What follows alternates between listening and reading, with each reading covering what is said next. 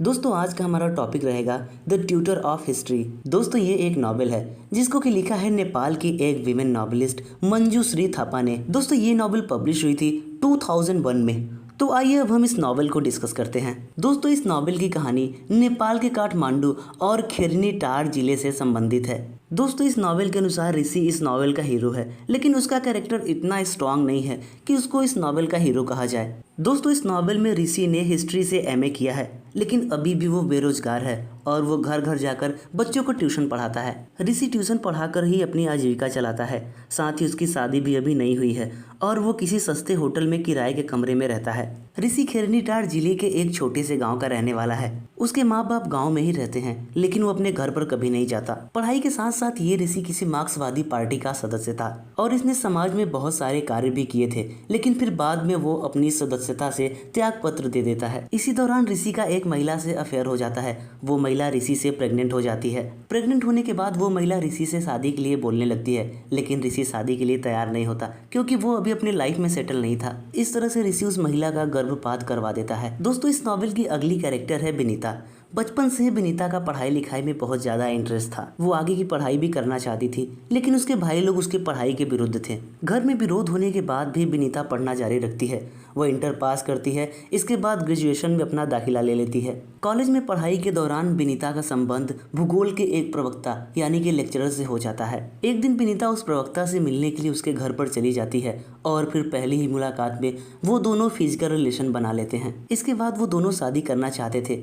विनीता को लगता था कि उसके घर वाले नहीं मानेंगे, इसलिए विनीता उस प्रवक्ता के साथ भाग जाती है और शादी कर लेती है। विनीता उस प्रवक्ता के साथ बहुत खुश थी। कुछ टाइम के बाद वो एक लड़की को जन्म देती है जिसका नाम वो तृप्ति रखती है, लेकिन दुर्भाग्य से एक दिन विनीता के हस्बैंड की रोड एक्सीडेंट में मृत्यु हो जाती है।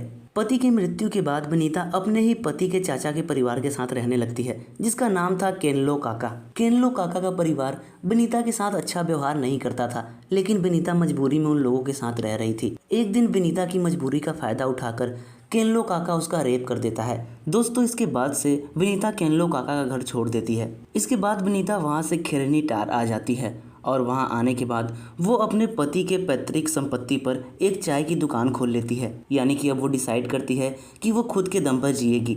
अब दोस्तों उस चाय की दुकान से विनीता की अच्छी खासी अर्निंग होने लगती है, लेकिन वो खुद को संभाल कर रखती है। यानी कि लोगों से इतना बातचीत नहीं करती। साथ ही वो किसी से इतनी ज़्यादा क्लोज भी नहीं होती, क्योंकि वो जानती थी कि अगर वो किसी के क्लोज होगी तो लोग उसका फ़ायदा उठाएंगे।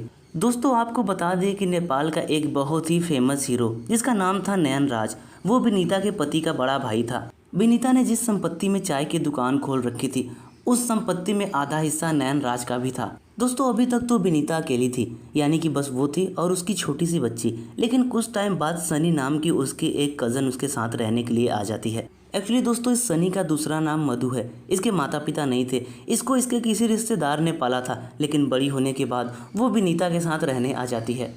दोस्तों मधु काफ़ी सुंदर थी, लेकिन उसका चरित्र बहुत नेक था। वो विनीता का हर काम में मदद करती थी, जैसे कि पशुओं के लिए चारा लाना, लकड़ी इकट्ठा करना, ये सभी काम वो करती थी। साथ में पढ़ने भी जाती थी। इससे विनीता को बहुत सहयोग मिलती थी। दोस्तों अब हम बात करते हैं नयनराज की। नयनराज बहुत ही फेमस सिनेमा हीरो है, लेकिन वो जरा भी घमंडी नहीं है। वो लोगों के भले के बारे में सोचता है। वो एक योग्य व्यक्ति है। साथ ही उसको राजनीति के बारे में बहुत जानकारी है। नयनराज भले ही युवा नहीं है, लेकिन वो सुंदर है। सुंदर होने के साथ साथ वो बहुत ही प्रभावशाली व्यक्ति है। दोस्तों इस टाइम पर चुनाव का माहौल है नेपाल के अंदर। यहाँ पर कई पार्टियाँ चुनाव लड़ रही हैं। वहाँ की फेमस पार्टियाँ हैं कांग्रेस और दूसरी एक पार्टी है UML। लेकिन इन दोनों ही पार्टियों को एक तीसरी पार्टी टक्कर दे रही है, जिसका नाम है पीपल्स पार्टी। दोस्तों वैसे ऋषि तो काठमांडू में रहता था, लेकिन इस टाइम वो काठमांडू छोड़कर खेरनी टार में आ जाता है और उसका विनीता की दुकान पे हमेशा आना जाना लगा रहता है। दोस्तों पीपल्स पार्टी के जिला अध्यक्ष का नाम था गिरधर। ये गिरधर शराब का बहुत आदी था, मतलब वो बहुत ज़्यादा शराब पीता था। उसी का एक मित्र था जिसका नाम था ओम गुरंग। ओम गुरंग पहले सेना में था, लेकिन बाद में वो एक इंग्लिश मीडियम प्राइवेट स्कूल खोल लेता है। दोस्तों ये नयनराज भी पीपल पार्टी का ही सदस्य रहता है। नयनराज गिरधर से मिलता है और उसको चुनाव की सारी जिम्मेदारी दे देता है। नयनराज सभी को आदेश देता है कि हम लोग चुनाव फेयर तरीके से लड़ेंगे, यानी कि किसी भी अनुचित चीज का इस्तेमाल नहीं करेंगे। साथ ही नयनराज लोगों को ये भी एहसास दिलाता है कि हम चुनाव इसलिए लड़ रहे हैं ताकि हम लोगों का भला कर सकें। दोस्तों जो चुनाव में दूसरी पार्टी है, उस पार्टी का नाम है UML। ये पार्टी कम्युनिस्ट विचारधारा के लोगों की पार्टी है। इस पार्टी का अध्यक्ष ऋषि का एक टीचर है। यूएमएल पार्टी का मेन उद्देश्य है चुनाव जीतना, चाहे किसी भी तरीके से।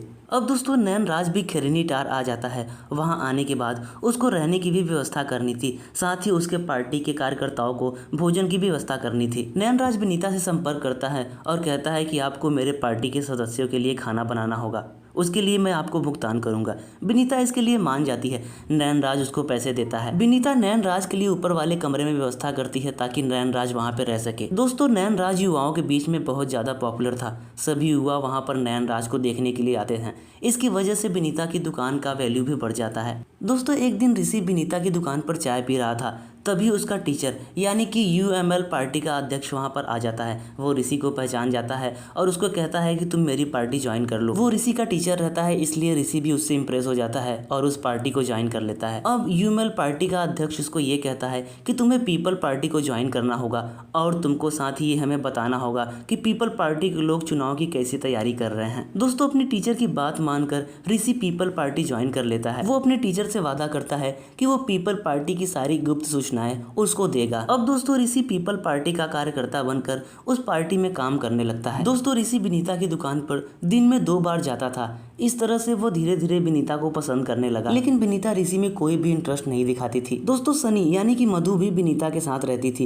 एक दिन एक लड़का उसका पीछा करते हुए विनीता की दुकान तक चला आता है। वो सनी को पसंद करता है, लेकिन वो लड़का बहुत गंदा दिखता था और बहुत कमजोर था, जिसकी वजह से सनी उसे बिल्कुल भी पसंद नहीं करती। वो सनी से शादी की बात करने लगता है। सनी उसको कहती है कि मैं तुम्हारा चेहरा तक नहीं देखना चाहती, लेकिन उस लड़के की दीवानगी सनी के प्रति बहुत ज्यादा बढ़ जाती है, जिसकी वजह से सनी का नाम उसके साथ जुड़ जाता है। अब सनी परेशान हो जाती है और घर से बाहर निकलना बंद कर देती है। इधर दोस्तों ऋषि अपने टीचर को पीपल पार्टी की गुप्त सूचनाएं देता रहता है। इसी बीच विनीता की दुकान पर उसका आना जाना लगातार होता रहता है। विनीता को पता चलता है कि ऋषि एक टीचर है, इसलिए विनीता ऋषि से रिक्वेस्ट करती है कि ऋषि उसकी बेटी तृप्ति और सनी को पढ़ाया करे। विनीता की बात पर ऋषि राजी हो जाता है और दोनों को पढ़ाने लगता है। अब विनीता और ऋषि की धीरे धीरे बात भी होने लगती है, लेकिन दोस्तों ऋषि विनीता को लेकर बहुत बड़े बड़े सपने देखने लगता है। वो चाहता है कि विनीता से शादी कर ले, लेकिन विनीता ऐसा कुछ भी नहीं चाहती है। दोस्तों पीपल्स पार्टी के कार्यकर्ताओं में बहुत उत्साह है। उनको लगता है कि वो चुनाव जरूर जीतेंगे, लेकिन तभी नैनराज देखता है कि गिरिधर का विचार पार्टी विरोधी है, इसलिए वो उसको अध्यक्ष पद से हटा देता है। उधर ऋषि अपने टीचर को सारी गुप्त बातें बताता रहता है, लेकिन कुछ ही समय बाद वो ऐसा करना छोड़ देता है। वो किसी भी पार्टी को ज्वाइन नहीं करना चाहता। वो बस इतना चाहता है कि वो विनीता से शादी कर ले और अपने जीवन को शांतिपूर्ण बिताए। एक दिन ऋषि अपने टीचर के पास जाता है और कहता है कि मैं अब आपको गुप्त सूचनाएं नहीं दे सकता, मैं इस पार्टी को छोड़ रहा हूँ। विनीता ऋषि और उसके टीचर को बात करते हुए देख लेती है। वो समझ जाती है कि ऋषि नयनराज के साथ गद्दारी कर रहा है। ऋषि भी समझ जाता है कि विनीता सब कुछ जान गई है। वो एक दिन विनीता की दुकान पर जाता है। विनीता उसे खाना देते हुए बहुत रूखा व्यवहार करती है और ऋषि से कहती है कि तुम खैरनीटार छोड़कर वापस काठमांडू चले जाओ। इस पर ऋषि विनीता से कहता है कि अगर वो खुद को सत्य साबित कर देगा तो क्या विनीता उससे शादी करेगी। विनीता उससे कहती है कि अगर तुम अपने आप को सत्य साबित कर दोगे तो मैं तुमसे शादी भी कर लूंगी और काठमांडू भी चलूंगी तुम्हारे साथ। ऋषि विनीता से कहता है कि मैं 1 महीने बाद तुम्हारे पास आऊंगा, लेकिन विनीता कहती है कि तुम 1 महीने बाद नहीं बल्कि 2 महीने बाद आना। दोस्तों अब चुनाव का रिजल्ट आने वाला है। पीपल पार्टी के लोग आश्वस्त थे कि वो लोग चुनाव जीत जाएंगे, लेकिन पीपल पार्टी बुरी तरह से हारती है। नैनराज भले ही चुनाव हार जाता है, लेकिन खैरनीटार के लोगों से वादा करता है कि वो हमेशा उनसे जुड़ा रहेगा। दोस्तों अब 2 महीने बीत जाते हैं। उधर विनीता अपनी तैयारी के साथ ऋषि का इंतजार कर रही होती है। उधर ऋषि भी बस में बैठा विनीता को ही लेने आ रहा होता है। वो रास्ते पर सोचता है कि आज वो विनीता के साथ अपनी नई जिंदगी शुरू करेगा। और फिर दोस्तों यहाँ पर हमारी ये नॉवेल एंड हो जाती है। आई होप कि आपको ये नॉवेल ज़रूर पसंद आई होगी।